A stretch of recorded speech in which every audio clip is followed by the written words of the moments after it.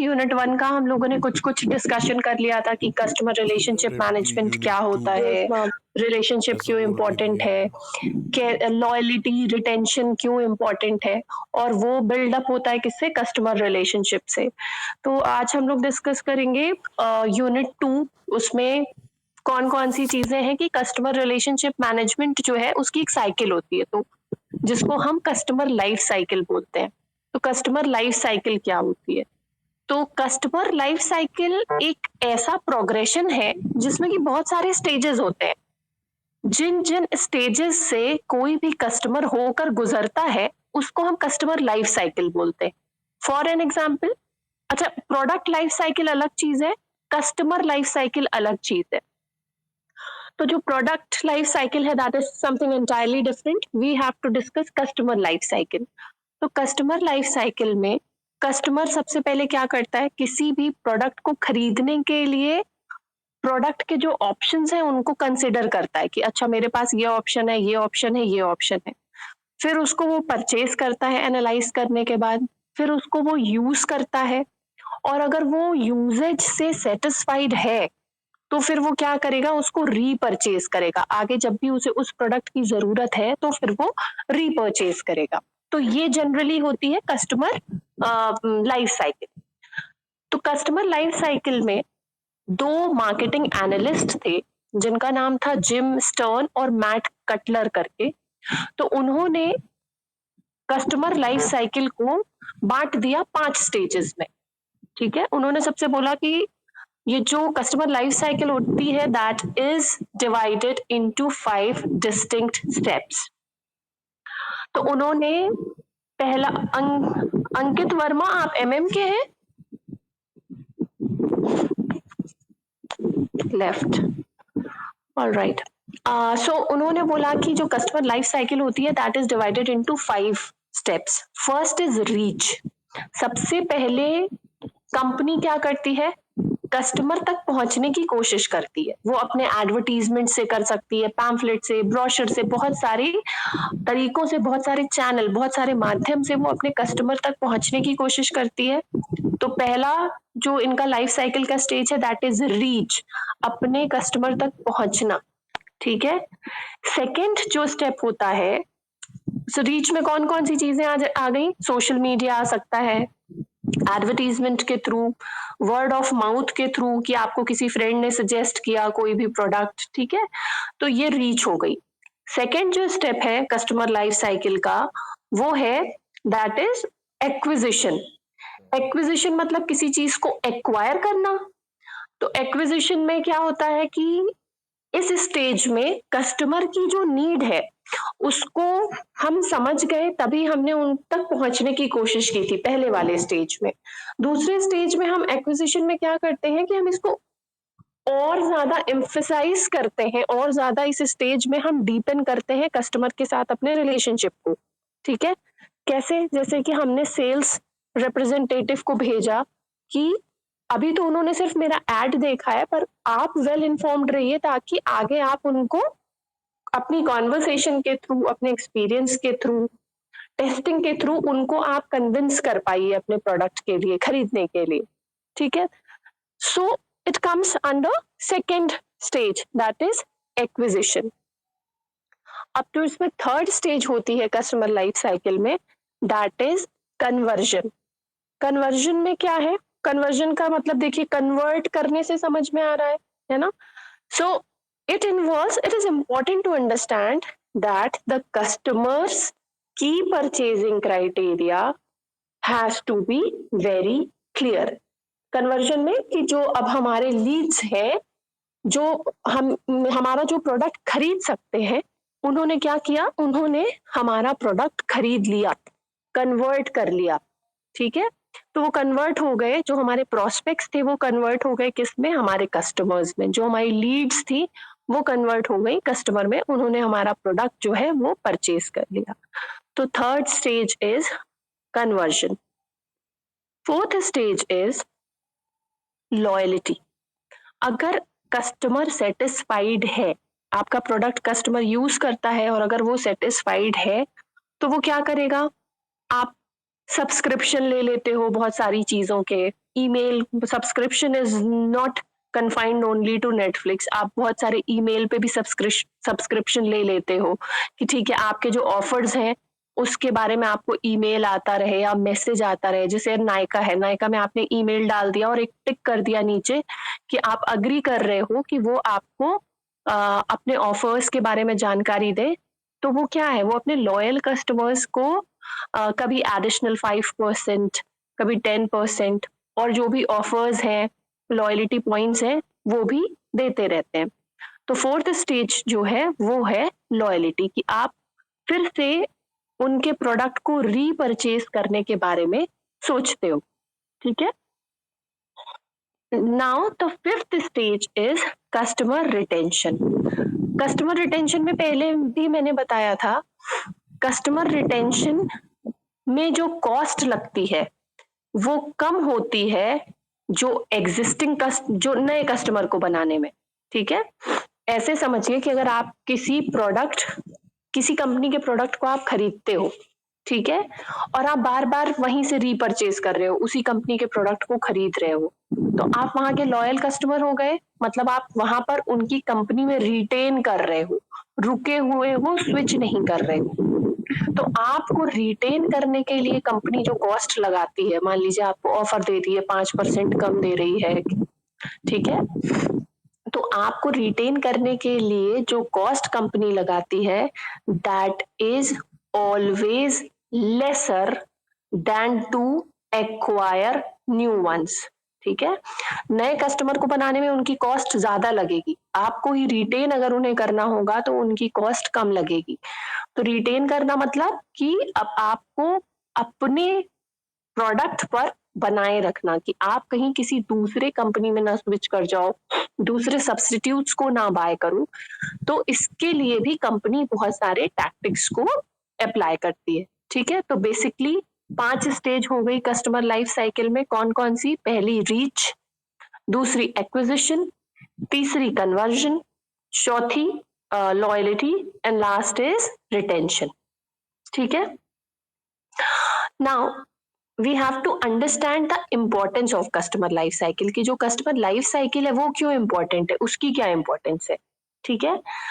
तो पहला, तो जो बिजनेसेस होते हैं वो सक्सेस को नापने के लिए कि हमारी कंपनी सक्सेसफुल है या नहीं है, ये कैसे पता चलेगा।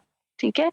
हमारी जो कंपनी है वो प्रॉपर वे में कस्टमर लाइफ साइकिल जो है वो सेटिस्फाइड है या नहीं है कस्टमर, ये कैसे पता लगेगा। तो इसके लिए जो बिजनेसेस हैं आजकल के, वो क्या करते हैं, वो प्रॉपर मेट्रिक्स यूज करते हैं, जिससे उन्हें पता चल जाता है कि कस्टमर की रीच क्या है, इम्प्रेशंस कैसे हैं, कस्टमर किस तरह के प्रोडक्ट्स को कितना सर्च कर रहे हैं। ब्रांडेड प्रोडक्ट के लिए सर्चेज हैं या इनएक्सपेंसिव प्रोडक्ट्स के लिए हैं या वैल्यूएबल प्रोडक्ट्स के लिए है।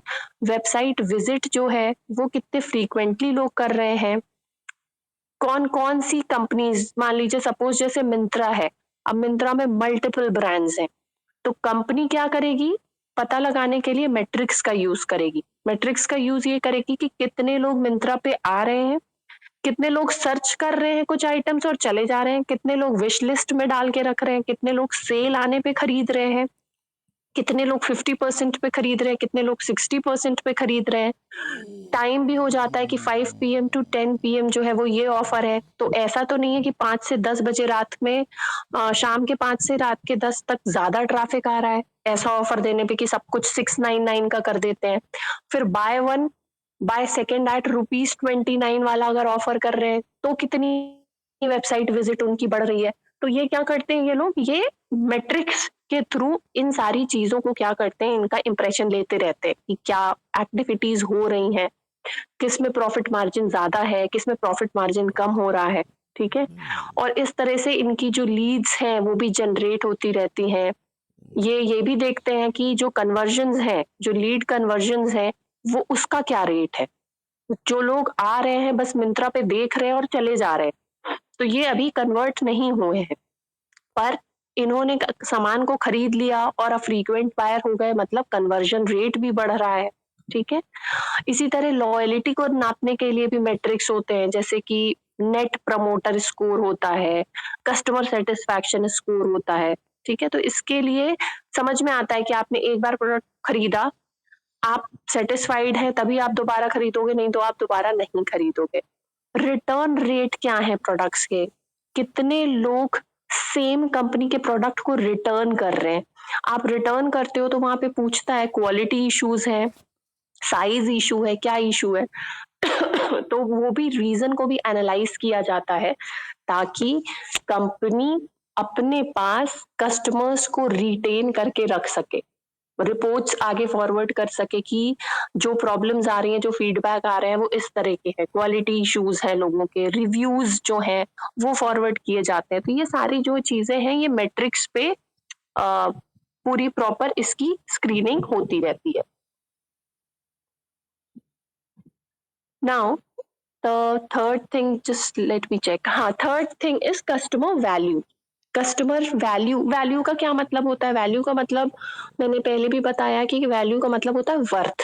ठीक है, कि किस चीज की कितनी वर्थ है, किस चीज की कितनी इंपॉर्टेंस है, इसको हम वैल्यू बोलते हैं।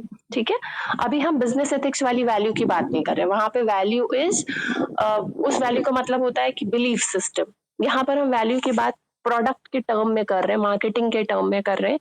तो प्रोडक्ट का यहाँ पर वैल्यू का मतलब हो गया कि किसी चीज की वर्थ क्या है। तो ऐसे समझो कि कस्टमर वैल्यू जो है वो कैसे कोई कंपनी प्रोवाइड करती है। कंपनी को पता होता है कि वैल्यू का मतलब होता है कि व्हाट अ प्रोडक्ट और service is worth to a customer versus all the positive alternatives. मतलब जो ऑल्टरनेटिव्स हैं, just give me a minute,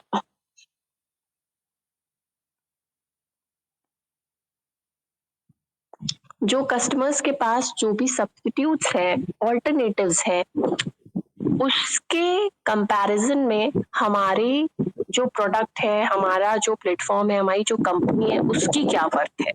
suppose मैंने आपको मिंत्रा का एग्जांपल, तो मिंत्रा अपनी कस्टमर वैल्यू को कैसे देखता होगा कि हमें वैल्यू कैसे प्रोवाइड करनी है। कस्टमर के पास कौन कौन से प्लेटफॉर्म्स हैं? फ्लिपकार्ट है, अमेजोन है, और कंपनी के डायरेक्ट प्लेटफॉर्म्स भी हैं। पर यहाँ पर मिंत्रा अपने आप को कैसे बेटर कर सकता है? आप उसकी रिटर्न पॉलिसी बहुत ज्यादा इजी है। मतलब अगर आप अलग से कंपनी से कोई चीज मंगाओ या वापस करो, दैट इज टफ। तो ये सारी जो चीजें हैं, कस्टमर वैल्यू का सीधा मतलब यहाँ पे है कि समथिंग, प्रोडक्ट और service which is related to the worth of it in comparison to the positive alternatives. जो भी पॉजिटिव ऑल्टरनेटिव्स हैं उनके कंपैरिजन में क्या प्रोडक्ट की वैल्यू है। ठीक है। कोई प्रॉब्लम तो नहीं है? समझ में आ रहा है आप लोगों को? Yes, ma'am. सो अब कंपनी को ये भी ध्यान रखना होता है कि कंपनी को मीनिंग तो पता है कि ये मतलब है वैल्यू का, पर नाउ दिस इज इम्पोर्टेंट कि कंपनी को ये एनालाइज करना होता है कि हाउ टू क्रिएट वैल्यू। आप अपने कस्टमर के लिए वैल्यू को क्रिएट कैसे करोगे? तो यहाँ पर कंपनी क्या करती है कि कंपनी प्राइसिंग स्ट्रेटजी पे काम करती है, because giving a price that makes the customer believe that he is getting more than what he is paying.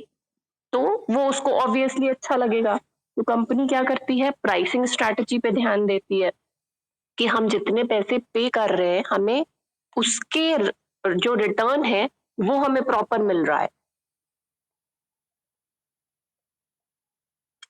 Second जो चीज है, पहला वैल्यू क्रिएशन में हम प्राइसिंग पे ध्यान देंगे। दूसरा हम डिमांड एनालिसिस पे ध्यान देंगे कि कस्टमर की एक्चुअली में डिमांड है क्या, उसको किस तरह के प्रोडक्ट्स चाहिए। ठीक है। प्राइस हम रिड्यूस करेंगे ऑफर्स में और सेल के टाइम पे। ठीक है, वो हम डिसाइड करेंगे कि हमें फेस्टिवल के कब कौन से ओकेजन पे हमें करना है। ठीक है। कस्टमर्स के लिए हम जो उनका बाइंग प्रोसेस है, बाइंग जो प्रोसीजर है, उसको कन्वीनियंट बनाने पे ध्यान देंगे। कन्वीनियंट हम कैसे बना सकते हैं कि हम विजिबिलिटी उसकी ऑनलाइन, अगर प्लेटफॉर्म है तो विजिबिलिटी प्रॉपर रखें, अगर ऑफलाइन है तो भी हम प्रोडक्ट को का डिस्प्ले जो है उस पर ध्यान दें। कस्टमर को किस तरह से चीजों को खरीदना है, बाइंग, उनका जो पेमेंट होगा वो कैसा, पेटीएम के थ्रू होना है या गूगल पे के थ्रू होना है।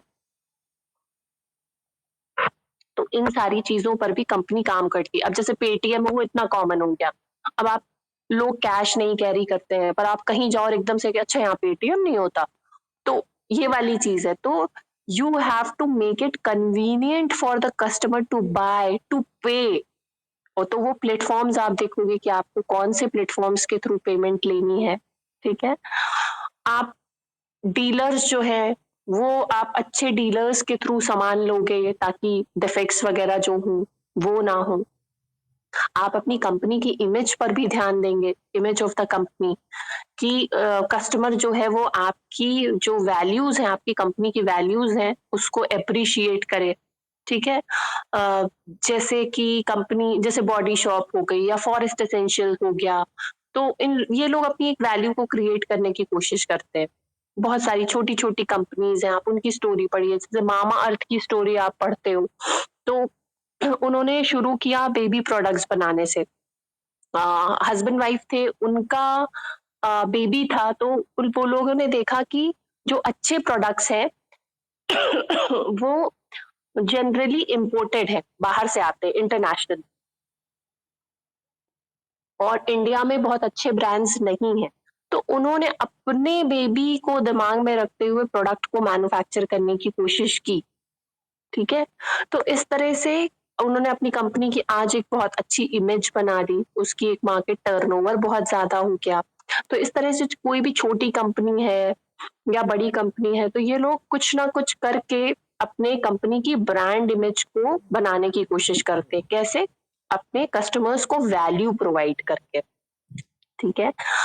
अपने कस्टमर्स को हम प्रोडक्ट भी ऐसा बेचेंगे जिसके क्वालिटी एट्रीब्यूट्स अच्छे हों, ठीक है।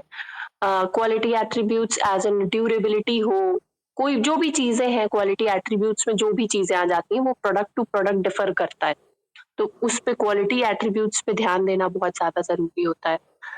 जब आपको अपने सेल्स पर्सनल भी ऐसे रखने चाहिए कि अगर आप के पास कोई कस्टमर आ रहा है तो उसको प्रॉपर ग्रीट करे, स्माइल करे, और अगर उसकी कोई क्वेरीज है, कोई ऑब्जेक्शंस हैं तो उसको सॉल्व करे। अगर कोई कॉल आ रहा है रिगार्डिंग आपके प्रोडक्ट के, तो आपने जिस तरह से प्रॉमिस किया था आप उसको उस तरह की सर्विसेज प्रोवाइड करने पर ध्यान दें। जैसे मैं आपको एग्जांपल देती हूँ, फर्स्ट क्राई ब्रांड है एक, तो उसकी जो कस्टमर सर्विस है वो बहुत बेकार है। फर्स्ट क्राई तो बहुत रिलायबल ब्रांड है। पहले बेबी प्रोडक्ट्स ही सिर्फ मिलते थे, अभी वो सारे प्रोडक्ट बेबी और मदर के प्रोडक्ट्स मिलते थे, अभी उसमें, यस मैम, अभी उसमें सारे ही प्रोडक्ट्स मिलते हैं, मेडिसिन, शैम्पूज और भी काफी कुछ। पर उनका जो रिटर्न पॉलिसी है दैट इज वेरी टफ, कि आपको इजीली उनके ऐप में दिखेगा नहीं कि सामान को वापस कैसे करना है। अगर आपको कोई गलत प्रोडक्ट रिसीव हो गया है तो वो आपको बोलेंगे अच्छा 48 घंटे में आपको फोन आएगा। फिर उनका है कि आपको 7 to 10 डेज में पिकअप होगा आपका सामान, ठीक है। तो ये सारी जो चीजें हैं वो थोड़ी सी कॉम्प्लिकेटेड हो जाती हैं। तो आपको ये देखना है कि जो आपका कस्टमर केयर सेगमेंट है, जो रिप्रेजेंटेटिव्स हैं, वो भी स्मूदन करें, और आपकी जो पॉलिसी है वो भी बहुत ज्यादा कॉम्प्लेक्स या कॉम्प्लिकेटेड नहीं होनी चाहिए। सेकेंड यूनिट में ही एक टॉपिक है, जस्ट लेट मी सी क्या टॉपिक है इसका सेकेंड यूनिट में। केपीआई करके एक टॉपिक है। केपीआई का मतलब होता है की परफॉर्मेंस इंडिकेटर, ठीक है। केपीआई का मतलब होता है की परफॉर्मेंस इंडिकेटर, कि आपकी जो कंपनी है उसका परफॉर्मेंस इंडिकेटर कैसा है, आपकी कंपनी कैसा परफॉर्म कर रही है।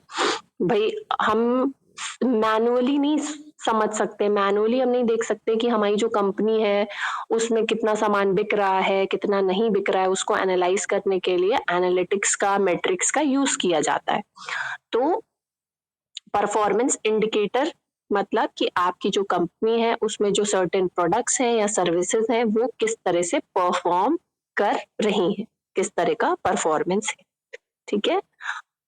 नाउ इसके लिए बहुत सारी मेट्रिक्स, जैसे मान लीजिए ROI, रिसर्च रेट या रिसर्च रिस्पॉन्स रेट, ठीक, RROI। तो रिसर्च रिस्पॉन्स रेट क्या होता है? रिसर्च रिस्पॉन्स रेट ये होता है कि नया नया कितने लोगों ने और पुराने कितने लोग ने रिस्पॉन्स अभी किया, पुराने वाले छोड़ के तो नहीं चले गए हमारी कंपनी, नए कितने आए। तो हम रिसर्च रिस्पॉन्स रेट के थ्रू क्या देखेंगे कि हमें कितना टाइम अपने रिसर्च पर लगाना है और कितना टाइम हमें लोगों से कांटेक्ट करने में लगाना है। कांटेक्ट किससे? जो हमारे ओल्ड कस्टमर्स हैं, ठीक है। हम रिसर्च करेंगे कि कौन कौन से हमारे ओल्ड कस्टमर्स जा रहे हैं आ रहे हैं। जैसे मान लीजिए आप एयरटेल का वाईफाई यूज करते हो, ठीक है। आप 2 दिन कुछ इरिटेट हुए, उसके नेटवर्क वीक हुआ, वाईफाई जो है वो वीक हुआ और आपने वहां पे फोन किया कि मुझे ये नहीं यूज करना है, मुझे अपना ये पोर्ट कराना है, आप इसको कटवा दीजिए। तो वहां से कॉल आता है और वो क्या करते हैं, यहाँ पे इन्होंने क्या किया, आप उनके ओल्ड कस्टमर है तो उन्होंने रिसर्च किया कि क्या प्रॉब्लम हो रही है और उन्होंने आपको कांटेक्ट किया। अब वो कांटेक्ट करके क्या करते हैं, आपको रोकने के लिए, रिटेन करने के लिए सर्टेन ऑफर्स देते हैं ठीक है। इसी तरह से जब आप अपना सिम पोर्ट कराते हो तब आपके पास मल्टीपल कॉल्स आती है कि आप हमारे कस्टमर हैं, हम अपनी सर्विसेज अभी इम्प्रूव कर रहे हैं, ऐसा हो जाएगा, आपको ये अलग से ऑफर दिया जा रहा है। तो रिसर्च रिस्पॉन्स रेट क्या है कि यहाँ पर आप नया रिस्पॉन्स रेट देखते हो, पुराना रिस्पॉन्स रेट देखते हो, कितना टाइम आपको अपनी रिसर्च पे लगाना है, कितना टाइम आपको लोगों से कांटेक्ट करने में लगाना है, कितने लोगों को कन्विंस करना है, ये सारी चीजें आप इसमें करते हो। फिर केपीआई आप और किसके, परफॉर्मेंस इंडिकेटर आप और किसके थ्रू देखते हो?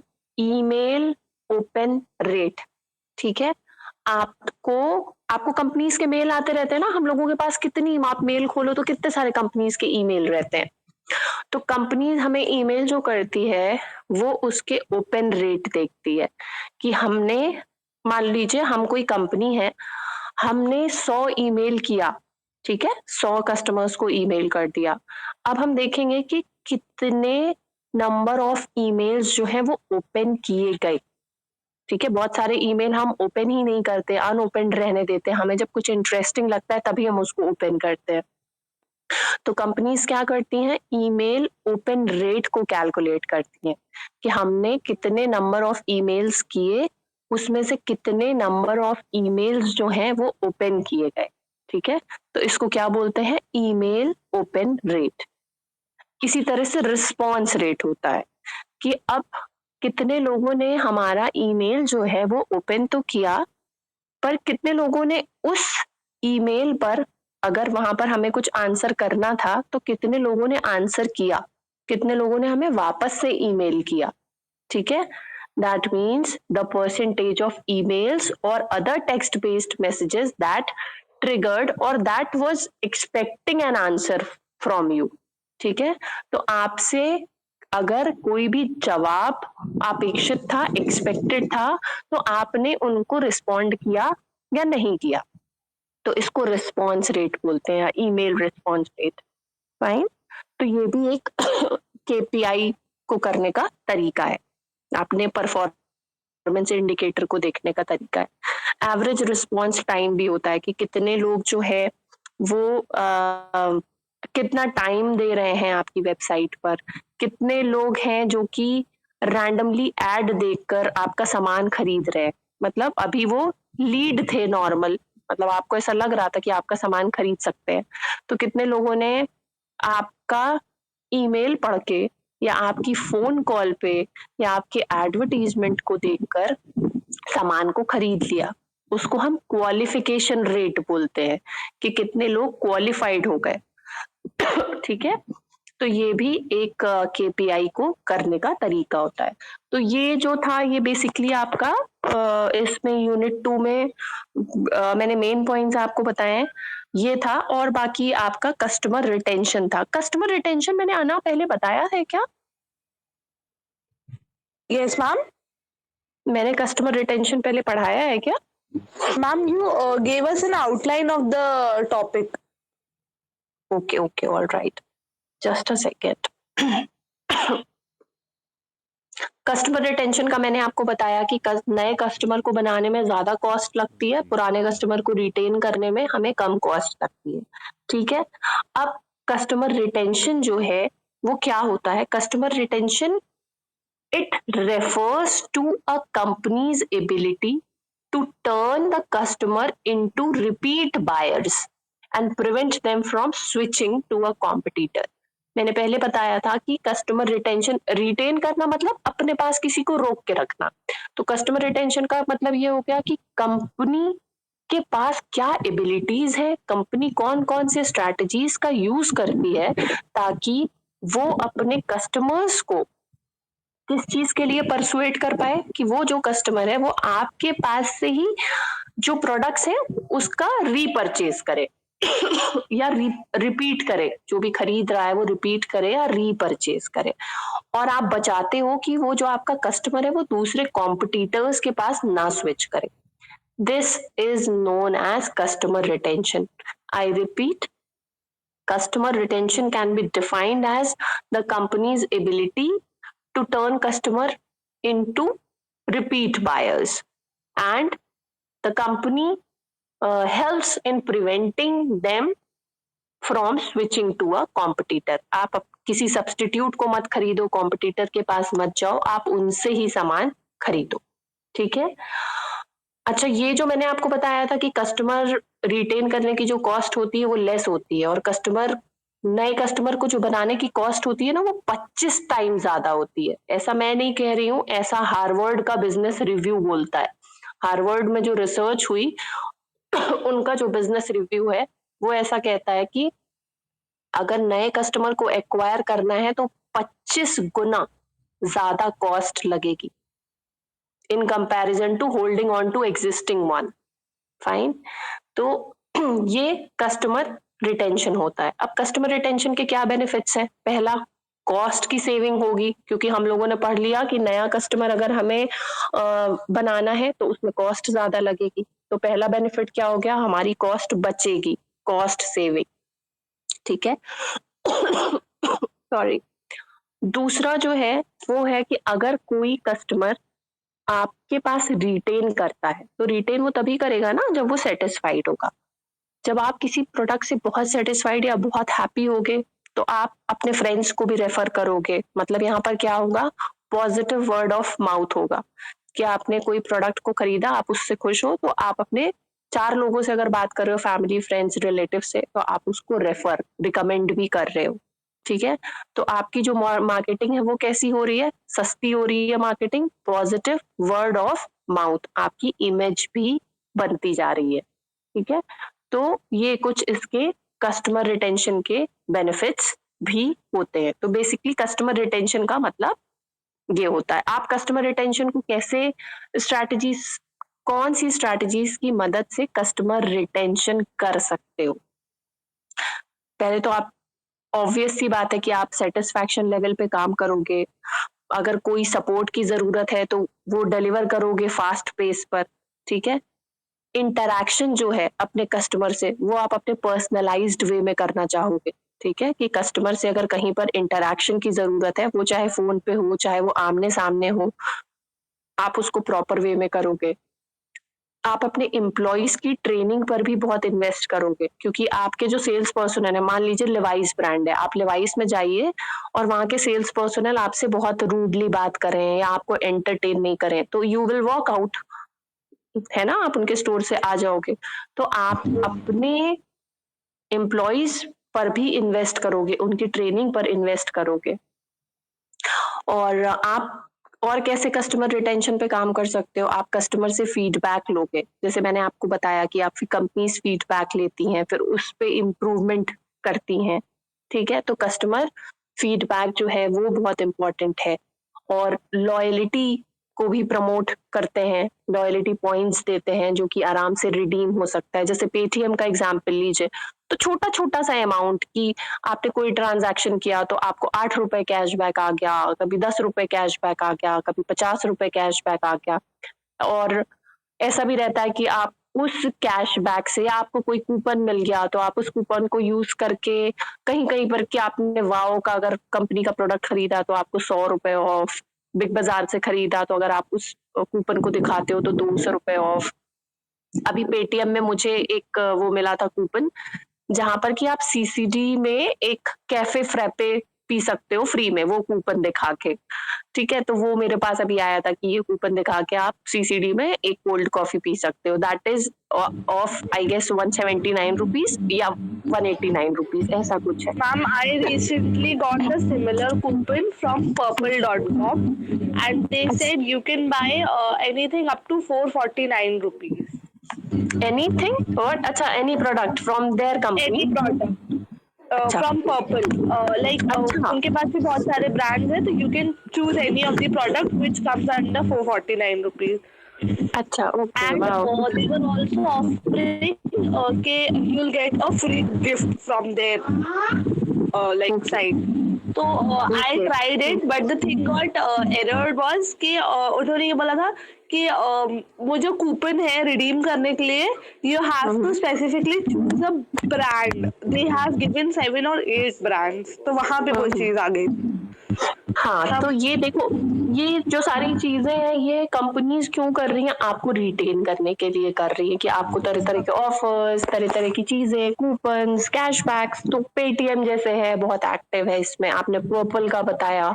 तो ये जो सारी चीज़ें हैं, ये कंपनी क्यों करती है? आपको रिटेन करने के लिए करती है।